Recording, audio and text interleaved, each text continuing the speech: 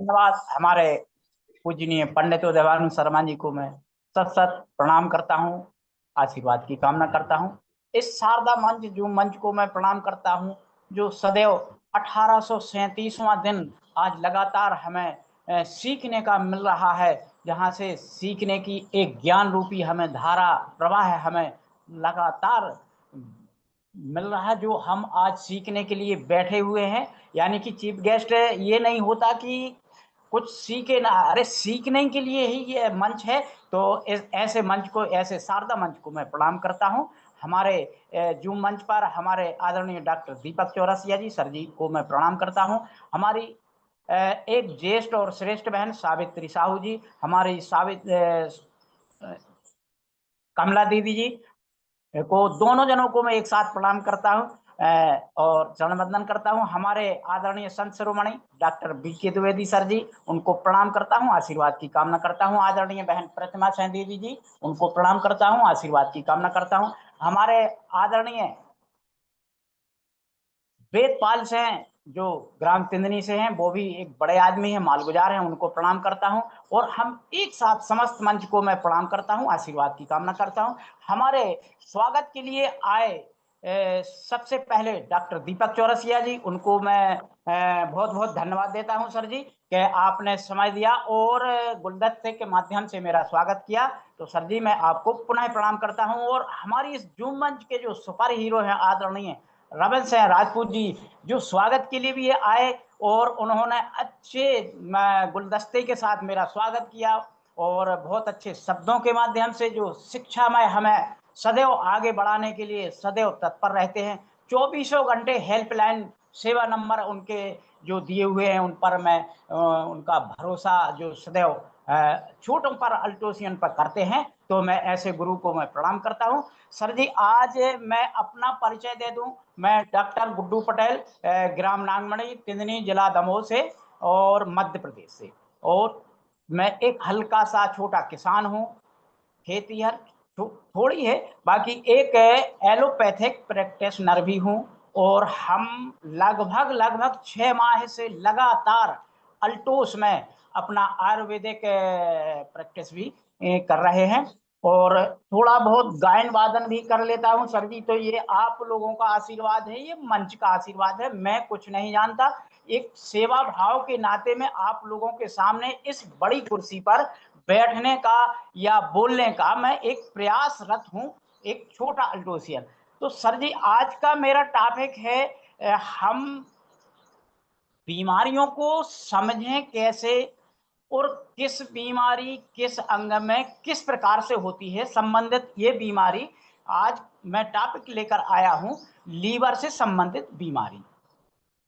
तो लीवर से संबंधित बीमारी, तो सबसे पहले सर हमें अपने आप में ये महसूस होना चाहिए या जानकारी होना चाहिए कि आदमी का लीवर होता कहाँ है, यानी कि जो अंग है, प्रमुख अंग है, एक बड़ा अंग है, और ये बीमारी की चपेट में कैसे आता है, कब आता है। तो इसके विषय में थोड़ी सी जानकारी। सबसे पहले लीवर होता कहाँ है, ये पेट के ऊपरी दाहिने हिस्से में डायाफ्राम के नीचे और पसलियों के अंदर, माने पसलियों का जो पिंजरा होता है उसके अंदर सुरक्षित होता है। यानी कि एक सुरक्षा की दृष्टि से कहा जाए तो एक नाजुक अंग होने के कारण इसको ईश्वरीय वरदान में इसको एक ऐसी सुरक्षा कवच प्रदान किया गया है। यह आमाशय यानी पेट के ऊपरी और आंतों के दाईं ओर स्थित है। यह मानव शरीर का आंतरिक सबसे बड़ा अंग है।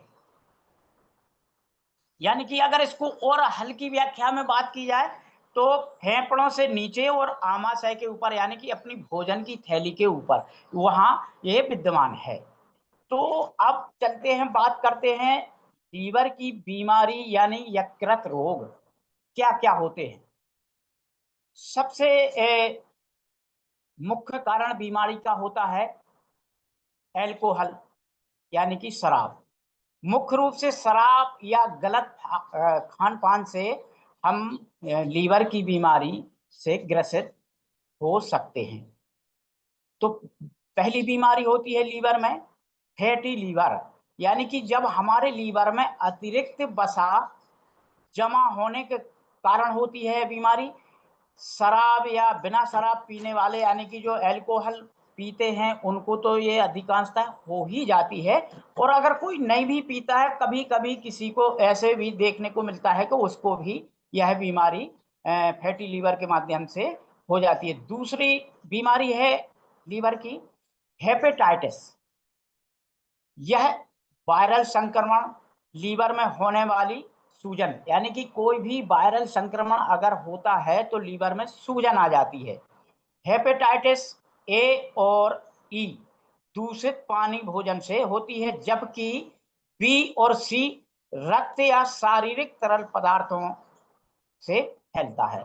ये दो दो बीमारी माने दूसरे नंबर की जो बीमारी है, इसमें फैलने के अलग अलग कारण, अलग अलग बिंदु हैं। तीसरी बीमारी लीवर की है लीवर सिरोसिस। यह लंबे समय तक लीवर की बीमारी रहने से की अंतिम अवस्था है, जिसमें स्वस्थ ऊतक स्टार टिश्यू दाग में बदल जाते हैं, यानी कि वहां के जो कुछ कोशिकाएं मृत हो जाती हैं, तो ये दाग धब्बा बन जाता है, जिसको हम कहें तो अल्सर भी बोल सकते हैं। अब चौथी बीमारी आती है लीवर का कैंसर। अक्सर पुरानी बीमारियों से ग्रसित व्यक्ति या लगातार कोई भी लंबी बीमारी से ग्रसित व्यक्ति, उसका लीवर कमजोर हो जाता है और यह घातक ट्यूमर का रूप ले लेता है। लीवर पर जब चपेट आती है, जब ओवरलोड होता है, तो लीवर का कैंसर का रूप भी बन जाता है। अब लीवर से संबंधित एक बात और की जाए, लीवर और स्प्लीन यानी कि जो अपनी पित्त ग्रंथि होती है वो लीवर से लगी हुई सटी हुई होती है। तो लीवर का काम यानी कि माँ के पेट में पल रहे बच्चे में खून बनाने का काम लीवर ही करता है, और उसमें सहायक प्लीहा यानी स्प्लीन करता है। ये दोनों माँ के पेट में बच्चे को भोजन यानी कि खून देने की प्रक्रिया में महत्वपूर्ण भूमिका निभाता है। वयस्कों में ये पुराने ब्लड सेल्स को नष्ट करने और ब्लड को छानने का भी काम करता है हमारा लीवर, यानी कि ब्लड का छन्ना भी बोला जाता है, यानी कि जादुई छन्ना जो है हमारा लीवर है। लीवर खराब होने के जो शुरुआती लक्षण होते हैं, तो थोड़ा होता क्या है कि लीवर के लक्षणों को थोड़ा सा ज्यादा समय लगता है समझने में। शुरुआती लक्षण हम देखते हैं तो ऐसे कोई लक्षण तो अलग से नहीं दिखते हैं। हाँ, जब कोई समय ज्यादा हो जाता है तो वो लक्षण सामने आने लगते हैं, जैसे त्वचा और आंखों का पीला होना, जिसे हम वैसे अपने देहाती या बुंदेली भाषा में जिसको हम पीलिया बोलते हैं। इसमें उसके लक्षण कुछ इस प्रकार से होते हैं कि आंखों में पीलापन, अपने नाखूनों में पीलापन, पीला बाथरूम यानी कि पीली पेशाब का आना, हमारा माने ये लीवर की बीमारी का लक्षण में शामिल होता है। दूसरा है भूख का कम लगना एवं वजन का घटना। जब हमारा लीवर कमजोर हो जाएगा, वहां से खून नहीं छनेगा, तब हमें ये समस्या बिल्कुल आएगी, और पेट में दर्द और सूजन आना, गहरे रंग का यूरिन, पेशाब एवं हल्का मल, यानी कि व्यक्ति जब भोजन कम करेगा तो मल त्याग भी कम ही होगा। हर समय अधिक प्यास का लगना, अधिक थकान महसूस होना और कमजोरी का होना, ये लगभग लगभग ये लीवर की बीमारी के लक्षण हैं। अब इसका बचाव उपचार देखते हैं। बचाव और उपचार में हम देखते हैं, पहले तो अपन प्राथमिक उपचार या घरेलू नुस्खे के रूप में कहें तो हम अपना स्वस्थ आहार लें। जो हमारा भोजन है वो एक स्वस्थ आहार के रूप में होना चाहिए, जिसमें सभी आवश्यक पोषक तत्व, कार्बोहाइड्रेट, प्रोटीन, वसा, विटामिन, खनिज, फाइबर और पर्याप्त पानी, यह हमें शरीर को ऊर्जा देने में और कोशिकाओं की मरम्मत, नए सेल्स का निर्माण और रोगों से लड़ने की क्षमता बढ़ाने में मदद करता है। जो हमने आहार के रूप में बात की कि हमें किस प्रकार का आहार लेना चाहिए अगर ये हमारी बीमारी के लक्षणों के कोई शुरुआती दौर हमें देखने को या समझने को मिलते हैं। तो स्वस्थ आहार में अगर हम पुनः चलें तो हमें और क्या लेना चाहिए? फल और हरी सब्जियां अपने दैनिक भोजन का हिस्सा, यानी आधा भाग ताजे मौसमी फल, सब हरी सब्जियां हमें अपने भोजन में लेना चाहिए। साबुत अनाज, यानी मैदे की बजाय हमें साबुत अनाज लें, जैसे जई, दलिया, ब्राउन राइस, ज्वार बाजरा का सेवन करें।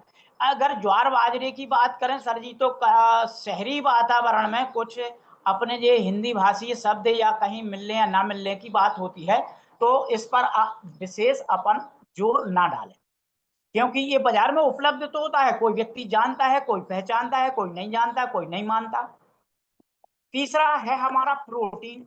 शरीर के विकास और मरम्मत के लिए हम अपने भोजन में दाल, राजमा, छोले, अंडे, मछली या कम वसा वाले भोजन जैसे दूध, दही को आहार में शामिल कर सकते हैं। इसमें सर जी माफ करना, मछली अंडे का जो शब्द प्रयोग है वैज्ञानिक रूप से या अपने एलोपैथिक रूप से प्रयोगार्थ है, ना कि आयुर्वेद के माध्यम में इसको नहीं लिया गया है। घी, मक्खन या अधिक तेल की जगह बादाम, अखरोट, अलसी के बीज और जैतून का तेल जैसे स्वस्थ वसा को प्रयोग करें। पांचवा है हमारा भोजन जो पौष्टिक भोजन में आता है हाइड्रेशन, यानी दिन भर में हम पर्याप्त पानी पिए। 8 से 10 गिलास पानी हमारे स्वास्थ्य के लिए लाभप्रद है। ये हमारे WHO द्वारा भी बताया गया है कि व्यक्ति को 3 से 4 लीटर पानी प्रतिदिन पीना चाहिए, तभी व्यक्ति अपना शरीर अपने को स्वस्थ रख सकता है। विश्व स्वास्थ्य संगठन यानी WHO के अनुसार हमें 3 चीजों को कम से कम मात्रा में या बिल्कुल नहीं लेना चाहिए। कहीं ऐसी परिस्थितियां आ जाती हैं, विषम परिस्थितियां, तब हम इसको ले सकते हैं। ये हमारे भोजन की मात्रा में सबसे पहला नमक, चीनी और मैदा। और पैकेट वाला फूड जो कहीं से हम भोज्य पदार्थ के रूप में पैकिंग वाली कोई भी खाद्य सामग्री लेते हैं तो उसको नहीं लेना चाहिए। ये हमारे WHO द्वारा विश्व स्वास्थ्य संगठन के माध्यम से हमें ये चेतावनी भी दी गई है। अब चलते हम दैनिक आहार चार्ट पर। चलो भाई ठीक है, लीवर की बीमारी का तो मैं टॉपिक बोल रहा हूं, बाकी दैनिक आहार चार्ट हमें इसलिए रखना है क्योंकि ये कई जगह काम आने वाली चीज है। कई बीमारियों से हमें निजात दिलाने के लिए हमें अपना दैनिक चार्ट भी तो समझना चाहिए कि हमें पेट में एक ऐसा थोड़ी है कि एक बैग है, थैला है कि उसमें जो चाहे चीजें लेते आओ, भरते जाओ, लेते जाओ, भरते जाओ, ये नहीं है। हमें अपने दैनिक जीवन में जो अपना आहार नियमित संयमित करना है, तो उसका थोड़ा सा मैं जिक्र कर रहा हूं कि सुबह का नाश्ता अगर हम लेते हैं तो सुबह के नाश्ते में 1 कटोरी पोहा या 1 गिलास दूध, ये हमारा ब्रेकफास्ट है, यानी कि नाश्ता है। इसके अलावा जो कोई भी अन्य पदार्थों का सेवन करते हैं वही बीमारियों को अपने आप में आमंत्रित करते हैं या शरीर में बुलाते हैं। 2 से 5, अगर दो चीजों के बाद अगर ये चीजें उपलब्ध नहीं है तो 2 से 5 बादाम या अखरोट, या फलों में सेव, पपीता या केला, ये हमारा ब्रेकफास्ट का प्रमुख नमूना है। दूसरा है हमारा दोपहर का भोजन। हमें किस प्रकार से हमें दोपहर का भोजन, जो हमें WHO के माध्यम से जो डाइट का जो अनुभव है, जो हम इसमें सीखे हैं वही है। इसमें दोपहर के भोजन में इसमें फाइबर और प्रोटीन की मात्रा आवश्यक, गेहूं की रोटी, 1 से 1.5 कटोरी दाल, 1 कटोरी हरी सब्जी, मौसमी मौसमी सब्जियां हमें लेने हैं, 1 प्लेट ताजा सलाद जिसमें खीरा, टमाटर, गाजर इत्यादि जो भी मौसम के हिसाब से है, 1 छोटी कटोरी दही या छाछ। हमारे ये दोपहर के भोजन की डाइट है। अब चलते हैं रात्रिकालीन भोजन के लिए। हमें रात्रिकालीन भोजन में किस प्रकार की डाइट का उपयोग लेना है। तो हल्का आसानी से पचने वाला भोजन हमें अपने रात्रिकालीन डाइट में शामिल करना है, जैसे रोटी सब्जी प्लस सलाद, मूंग की दाल या खिचड़ी, ये हमारा रात्रिकालीन भोजन है। पानी भरपूर मात्रा में पिए, यानी कि लगभग जो बताए अनुसार पहले से 3 से 4 लीटर यानी कि 8 से 10 गिलास पानी हमें रोज पीना अनिवार्य है। इसमें प्रमुख रूप से पुनः सावधानियों पे चलते हैं। जब हमने दैनिक के आहार चार्ट की बात की तो इसमें पुनः एक चेतावनी आती है कि हमें चीनी मैदा बाहर से तले भुने खाना को प्रयोग में नहीं लाना है। नमक की भी बात आती है तो नमक जो हमारे सब्जी दाल या अपने भोज्य पदार्थों में डला हुआ है उससे ऊपर से खाने की आवश्यकता कम से कम होनी चाहिए। विशेष विषम परिस्थितियों में हम ऊपर से नमक खाएं, अन्यथा हम अपने स्वास्थ्य को देखते हुए इस नमक को ऊपर से बिल्कुल ना खाएं।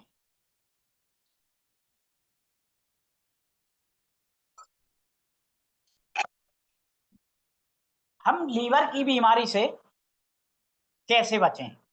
अभी तो ये सलाद बीच में आ गई, अपनी डाइट बीच में आ गई, ये इसलिए ये बताना था कि हम अगर इस प्रकार का संतुलित भोजन करेंगे तो हमें बीमार पड़ने के बिल्कुल ही चांस नहीं रहेंगे। तो लीवर की बीमारी को कैसे बचें, कैसे बचा सकते हैं हम अपने लीवर को? हमें शराब से यानी अल्कोहल से दूरी बनानी होगी, संतुलित आहार लेना होगा, वजन का नियंत्रण करना होगा। हमें प्रत्येक 1 से 2 माह के भीतर हमें अपने शरीर का वजन करना कराना या देखना अनिवार्य है। हमारा एकदम वजन घट तो नहीं रहा, हमारा एकदम वजन बढ़ तो नहीं रहा, तो हमें कोई बीमारियों के ऐसे लक्षण तो नहीं सामने आ रहे। तो 1 से 2 माह के भीतर हम अपना वजन स्वयं करें।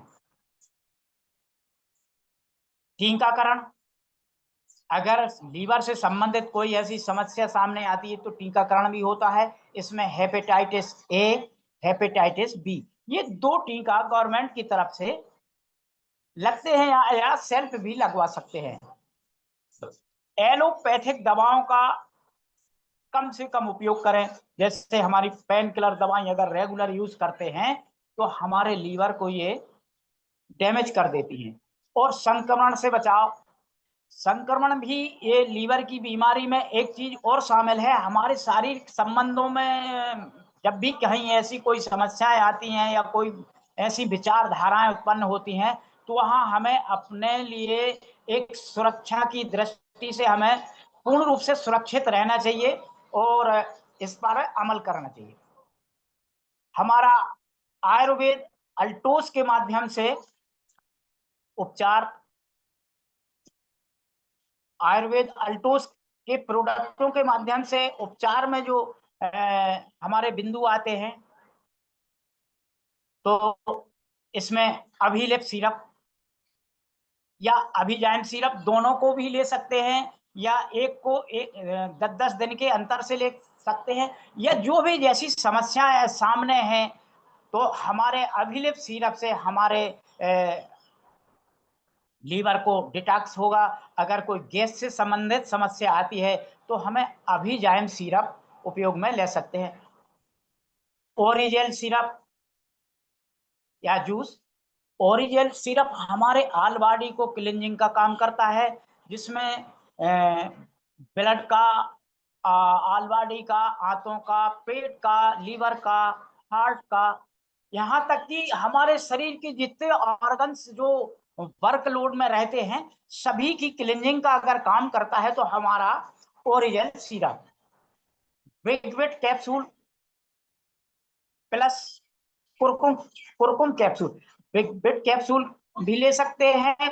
कुरकुम कैप्सूल इसलिए जब हमारे लीवर में कोई इन्फेक्शन होता है, कोई उसमें गड़बड़ी पैदा होती है तो सूजन आ जाती है, तो सबसे अच्छा प्रोडक्ट हमारा, अगर आयुर्वेद के माध्यम से अगर बात की जाए तो कुरकुम प्लस कैप्सूल है, जो हल्दी के इससे बनाया हुआ है। तो ये कहीं भी शरीर में किसी भी अंग में अगर सूजन है तो उस सूजन को बिल्कुल ठीक कर देता है और हमारे शरीर में एंटीबायोटिक क्षमता को बढ़ा देता है, जिससे हमारी छोटी-मोटी बीमारियों को दूर भगाने में हमारा कुरकुम कैप्सूल 1 नंबर पर है। चौथा है तुलसी पावर। तुलसी पावर तो एक हर व्यक्ति को, हर परिवार में, हर उम्र में लेने के लिए एक लाभकारी गुण, जो 200 बीमारियों पर और तीनों प्रकार की एलर्जी पर काम करने वाला बहुगुणी प्रोडक्ट, जो सबसे सस्ता और सबसे सरल और सबसे मूल्यवान हमारे शरीर के लिए तुलसी पावर। अभिलिप सिरप की बात करें, यह साधारण और शुगर फ्री दोनों आते हैं। अभिलेप सिरप अगर किसी भी व्यक्ति को लीवर की बीमारी है, अगर शुगर है, तो उस व्यक्ति को शुगर फ्री वाला हमारा अभिलेप सिरप आता है, तो उसको अपन उसमें इशू कर सकते हैं। इसमें सरफू का यानी कि जो आयुर्वेदिक तत्व मिलाए गए हैं, तो सरफू का, मकोय, कुटकी, कामनी, विडंग, पिंपली, भृंगराज जैसी शक्तिशाली जड़ी बूटियां मिलाई गई हैं, यानी कि जो हमें भूख बढ़ाने में मदद करती हैं और लीवर को डिटॉक्सिफाइड भी करते हैं, यानी कि लीवर को एक मजबूत उसके कमजोरी को दूर करता है हमारा अभिलेप सिरप। ओरिजिनल सिरप, यह एलोवेरा यानी घृत कुमारी, कुमारपाठा, या इसको और कई नामों, माने ये 2-3 नामों से जाना जाता है। एलोवेरा यानी घृत कुमारी या गमारपाठा के नाम से जाना जाता है। यह पाचन तंत्र को सुधारता है, इम्यूनिटी पावर को बढ़ाता है, त्वचा एवं निखार देता है और शरीर की सफाई, डिटॉक्सिफिकेशन करता है या क्लींजिंग करता है। यानी कि अगर हम इसकी बात करें कि इसमें त्वचा और बालों की स्थिति क्यों आ गई, तो जब हम एक प्रोडक्ट लेते हैं तो उसके कई अनेक फायदे होते हैं शरीर पर। अगर हम लेते तो लीवर की बीमारी के लिए है, बाकी अन्य जगह पर भी हमें इसका फायदा मिल जाता है। अब अगर बिग बिट कैप्सूल की बात करें, तो यह हड्डियों को मजबूत, तो ऊर्जा एवं मस्तिष्क की क्षमता को, माने दिमाग को सोचने समझने की क्षमता को भी बढ़ाता है और नसों को मजबूती देता है। इसमें अश्वगंधा, गिलोय, ब्राह्मी, शंखपुष्पी और गूगल जैसी प्राकृतिक चीजें मिली हुई है।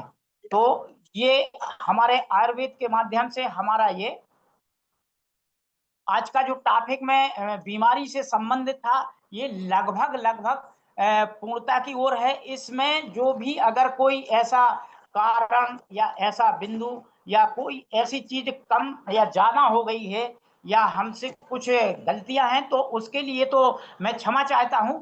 ये बीमारी के अपने जो आयुर्वेदिक अल्टोस के जो प्रोडक्ट हैं, वो एक सप्लीमेंट्री फूड के माध्यम से काम करते हैं। तो आज का टॉपिक हमारी बीमारी का यहीं तक था। और एक मैं आज लास्ट में बात करना चाहता हूं, पैसा और पावर। पैसा और पावर हर जगह काम नहीं आते हैं, लेकिन ज्ञान और अनुभव हर जगह काम आते हैं। जिस प्रकार से हम जूम मंच पर हम रोज सीखते हैं, रोज ज्ञान लेते हैं, तो हमारा ये अनुभव, हमारा ये ज्ञान, हम कहीं भी जाते हैं या कहीं भी किसी भी बिजनेस करते हैं, हमारा चाहे आयुर्वेदिक अल्टोस बिजनेस हो, चाहे हमारी खेती हो, चाहे हमारे दिनचर्या के और काम क्यों ना हो, तो हम एक अनुभव के माध्यम से, अपने ज्ञान के माध्यम से उस काम को, उस बिजनेस को सरल और सहज तरीके से बिल्कुल अपने आप में कर सकते हैं। तो सर जी, आज का टॉपिक हमारा इतना ही था, क्योंकि ये हल्का टॉपिक इसलिए रखा क्योंकि विषय और बीमारी ये अलग मायने रखती है कि हम कब बीमार हो जाएं और कब हमें किस बीमारी वाला इलाज मिल जाए। तो ये हमें समझना, अपने आप में अनुभव रखना और फील्ड के माध्यम में हमें मरीजों को किस प्रकार के से हमें उपचार देना है। तो इन्हीं शब्दों के साथ मैं अपनी वाणी को विराम देता हूं। जय हिंद, जय भारत, जय toast. Thank you sir ji, thank you ji sir. आदरणीय पंडित उदयभानु शर्मा जी, जी सर।